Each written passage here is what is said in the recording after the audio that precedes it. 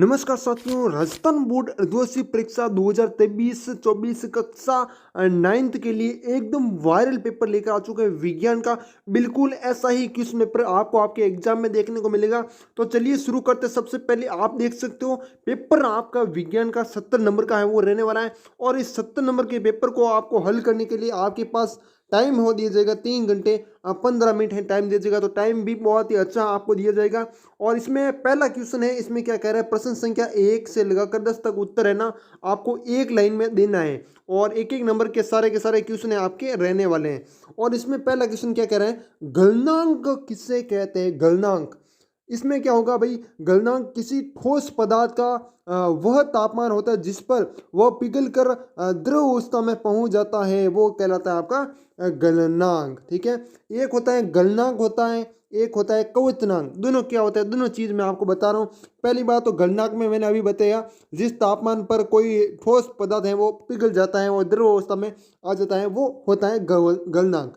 और एक होता है क्वथनांक। क्वथनांक क्या होता है, जिस तापमान पर कोई तरल तरल पदार्थ है वो उबलने लगे, क्या करे, उबलने लगे, है ना, तो वो होगा आपका क्वथनांक।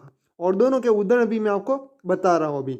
उदाहरण के तौर पर आप देख सकते हो, जैसे एक धातु है आपकी टंगस्टन। टंगस्टन धातु का गलनांक है ना सबसे अधिक होता है। किस धातु का, टंगस्टन धातु का। और टंगस्टन धातु का क्वथनांक भी क्या होता है, सबसे अधिक होता है। क्या होता है, क्वथनांक भी सबसे अधिक होता है, ये भी याद रखना आपको।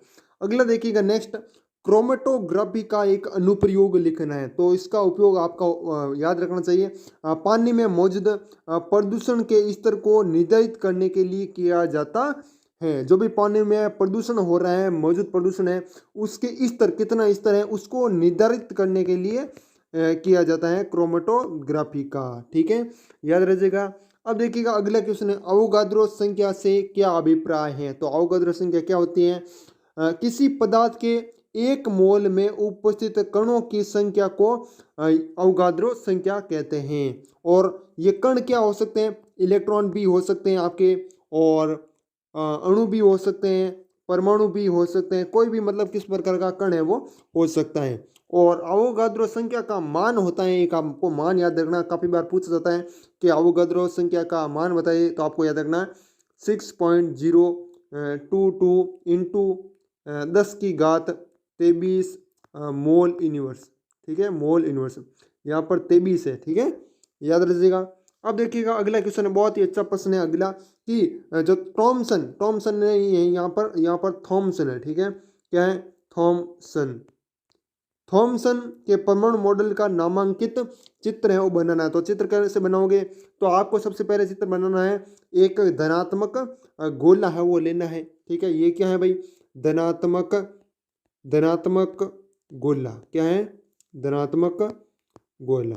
फिर इसके अंदर है इलेक्ट्रॉन आपको डालने, इलेक्ट्रॉन, ये इलेक्ट्रॉन प्लस और माइनस दोनों है, आप वो भी कर सकते हो चित्र, वो भी बना सकते हो। ये क्या है, ये अंदर है जो, वो क्या है, इलेक्ट्रॉन है। ठीक है, हाँ। अब देखिएगा अगला क्वेश्चन आपका नेक्स्ट, डीएनए का पूरा नाम लिखना है। बहुत बहुत अच्छा क्वेश्चन है, डीएनए का पूरा नाम है वो लिखना है। तो डीएनए को क्या कहते हैं भाई, डीऑक्सी राइबो न्यूक्लिक अम्ल।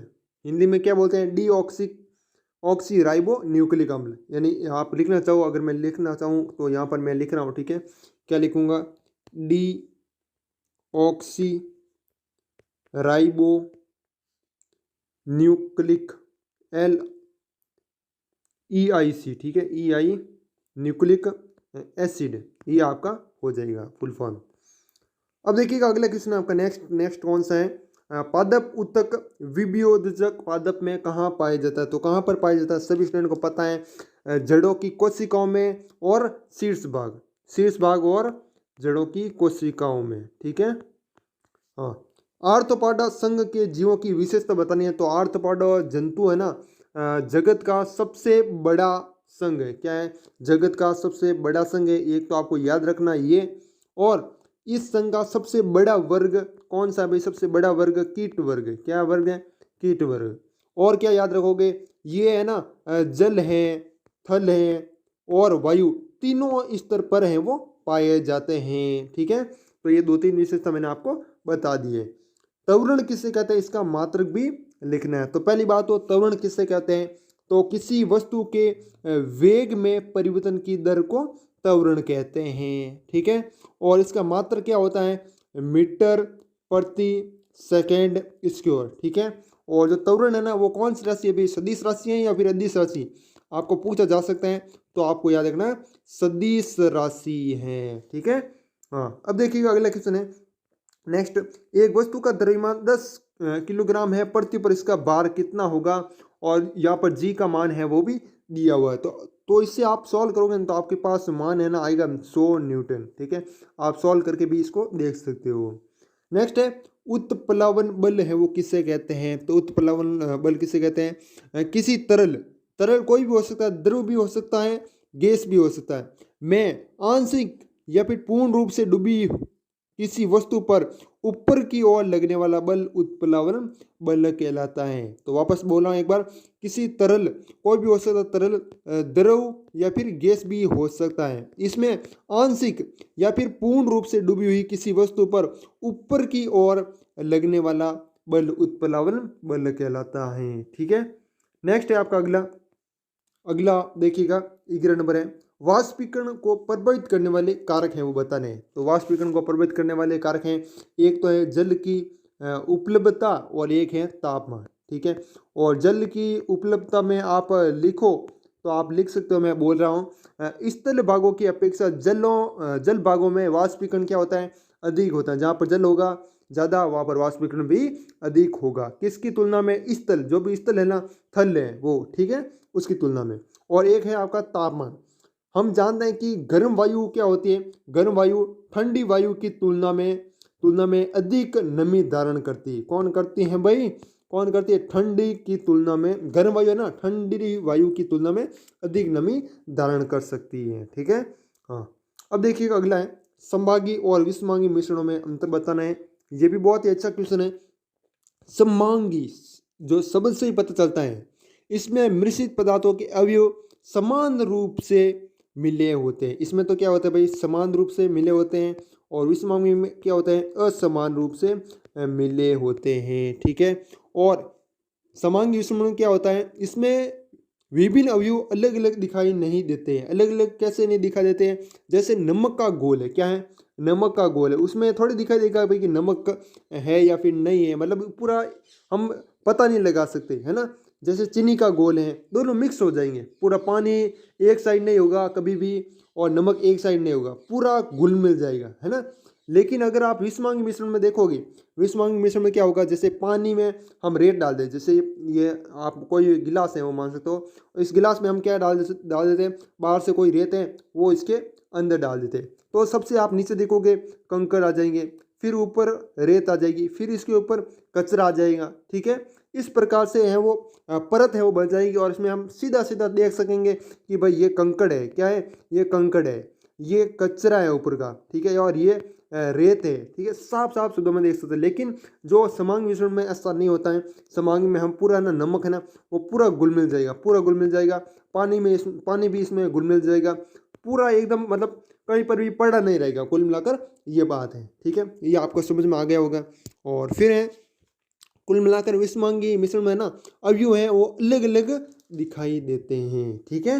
हाँ, बहुत ही अच्छे तरीके से समझा रहा हूँ। अगर वीडियो पसंद आ रहा है, वीडियो को लाइक जरूर कीजिएगा, चैनल पर नए हो चैनल को सब्सक्राइब जरूर कीजिएगा। इसी तरह आपको आगे भी कक्षा 9th के क्वेश्चन पेपर हैं वो मिलते रहेंगे अर्धवार्षिक परीक्षा के।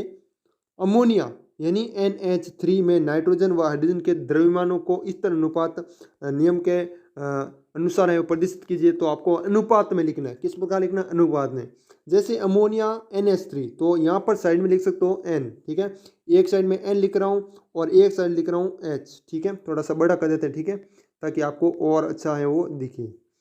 पेन की साइज को और बड़ा कर दिया, एक साइड मैंने लिख दिया N, ठीक है, और एक साइड लिख दिया मैंने H। नाइट्रोजन का परमाणु द्रव्यमान आप सभी को पता है कितना होता है, 14 होता है, कितना होता है, 14।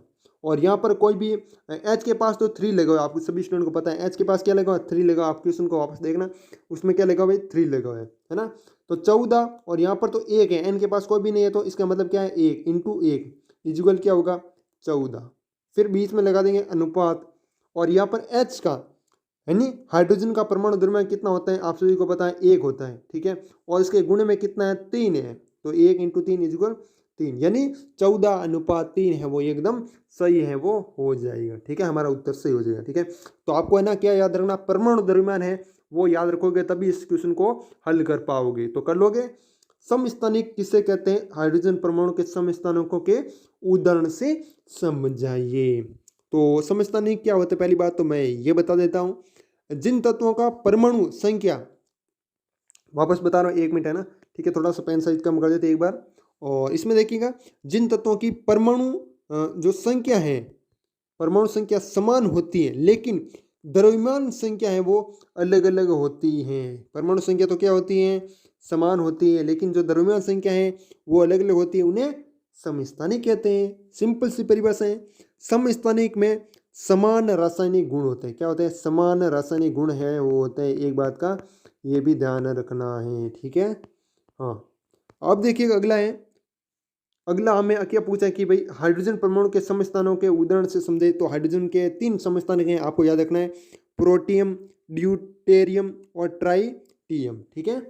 15 नंबर क्वेश्चन है, कोशिका झिल्ली, प्लाज्मा झिल्ली के कार्य लिखने हैं। और एक बात मैं बता देता हूँ, इसकी पीडीएफ है ना आपको हमारे व्हाट्सएप चैनल पर मिल जाएगी, लिंक डिस्क्रिप्शन में, या फिर आप कमेंट कर देना, व्हाट्सएप चैनल का मैं लिंक दे दूंगा। कोशिका झिल्ली, प्लाज्मा झिल्ली के कार्य हैं वो लिखनी है। तो कोशिका, इसमें लिख दोगे, कोशिका में अणुओं का परिवहन प्लाज्मा झिल्ली का मुख्य कार्य है। यह नियंत्रित करता है कि कोशिका में क्या आता है और क्या जाता है, ये नियंत्रित करता है कुल मिलाकर, है ना। ये कुण आवे कुण जावे। न्यूरॉन तंत्रिका कोशिका का नामांकित चित्र बनाना है, चित्र बना सकते हो आप। जीवों के वर्गीकरण की नाम पद्धति में किन किन बातों का ध्यान रखा जाता है। तो इसमें ध्यान रखा जाता है कि जीव का सबसे बड़ा समूह है वो क्या है, जीव का सबसे बड़ा समूह वंश है, और सबसे छोटा समूह क्या है, जाति है। इन बातों का ध्यान रखा जाता है। फिर 18 नंबर क्वेश्चन है, आप ये कर लोगे, न्यूमेरिकल क्वेश्चन है। ऊर्जा संरक्षण के विनिमय की व्याख्या है वो करनी है। तो इसमें लिख दूंगा आराम से, ऊर्जा संरक्षण का नियम क्या है भाई, सिंपल से सिंपल समझाऊं, इसमें ना तो ऊर्जा बढ़ाई जा सकती है और ना ही नष्ट की जा सकती है, इसे एक रूप से दूसरे रूप में बदला जा सकता है, ठीक है। पीडीएफ आपको हमारे व्हाट्सएप चैनल पर मिल जाएगी, व्हाट्सएप चैनल का लिंक डिस्क्रिप्शन में है। नेक्स्ट देखिएगा, नील्स बोर के परमाणु मॉडल को समझाना है, 3 नंबर का क्वेश्चन है। रासायनिक सूत्र से क्या अभिप्राय है, निम्नलिखित के रासायनिक सूत्र हैं वो लिखने हैं, magnesium chloride, copper nitrate, calcium carbonate और कार्बन टेट्रा क्लोराइड। इनके आंसर आप कमेंट बताओ, फटाफट से इसका आंसर कमेंट बताओ, ठीक है, कमेंट बता दो, बहुत ही सिंपल है। सूत्र याद नहीं रहेगा तो आप क्या याद रखोगे ना। हाँ, पादप कोशिका का नामांकित चित्र बनाए तथा कोशिका अंगक प्लास्टिड का संक्षिप्त वर्णन करना है। संयोजी ऊतक क्या है, इनके कार्य लिखने हैं। यदि चंद्रमा पृथ्वी को आकर्षित करता है तो पृथ्वी चंद्रमा की ओर गति क्यों नहीं करती है, तो बताइए भाई, बताना है, ठीक है। 25 नंबर क्वेश्चन है, एक बार 108 किलोमीटर एक बार बस है ना, बार एक बार 108 किलोमीटर प्रति आवर की गति से चल रही है और ब्रेक लगने के बाद यह रुकने में 4 सेकंड का समय लेती है। कार पर ब्रेक लगाए जाने के बाद लगने वाले बल की गणना है वो करनी है। कार की यात्रा सहित कुल द्रव्यमान 1000 किलोग्राम है, ठीक है, तो ये बताना है भाई। अब देखिएगा अगला है प्रश्न संख्या 26 से 29 है, निम्नलिखित प्रश्न को उत्तर देने। पदार्थ की कितनी अवस्थाएं होती है भाई, 3 होती है, ठोस, द्रव, गैस। उदाहरण सहित समझाना है इसको, 3 नंबर का क्वेश्चन है। का दूसरा, नमक तथा कपूर के मिश्रण को कैसे पृथक कर सकते हैं, मतलब अलग कर सकते हैं। सचित्र, मतलब चित्र भी आपको बताना है, उसको समझाना है पूरा। और इसके बाद दूरी तथा विस्थापन में अंतर लिखना है। जब कोई गतिशील अचानक रुकता है, कोई भी वस्तु मान लीजिएगा, तो आप आगे की ओर झुक जाते हैं, क्यों झुक जाते हैं।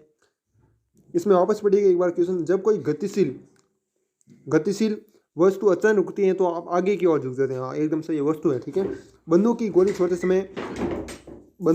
छोड़ते समय पीछे की तरफ धक्का क्यों लगता है, वो बताना है।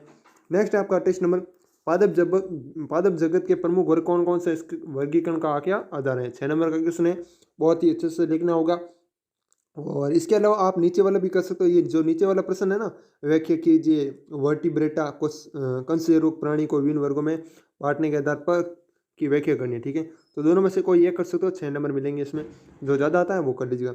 गतिज ऊर्जा किसे कहते हैं, इसके कोई 3 उदाहरण दीजिए। और एक नियत बल द्वारा किए गए कार्य को परिभाषित कीजिए एवं किए गए कार्य का मान ज्ञात करने वाला सूत्र हो मात्रक लिखना है। तो या तो आप ये करो और या फिर आप ये नीचे वाला करो, ठीक है। दोनों में से एक करना। शक्ति किससे कहता है, शक्ति को परिभाषित करना है, सूत्र लिखना है, मात्रक लिखना है। 4 युक्तियां जिनमें प्रत्येक की शक्ति 500 वाट है, 10 घंटे तक उपयोग में लाई गई जाती है, इनके द्वारा वे की गई यूनिट में परिकृत कीजिए, ठीक है। तो बता दो कि भाई इसका आंसर। बाकी इसकी मैंने जैसा कि बता दिया, पीडीएफ आपको हमारे टेलीग्राम ग्रुप में मिल जाएगी, लिंक डिस्क्रिप्शन में मिल जाएगा, ठीक है। तो ज्वाइन है वो कर लीजिएगा। और बाकी मिलते हैं किसी नेक्स्ट वीडियो में, तब तक के लिए जय हिंद, जय भारत, वंदे मातरम।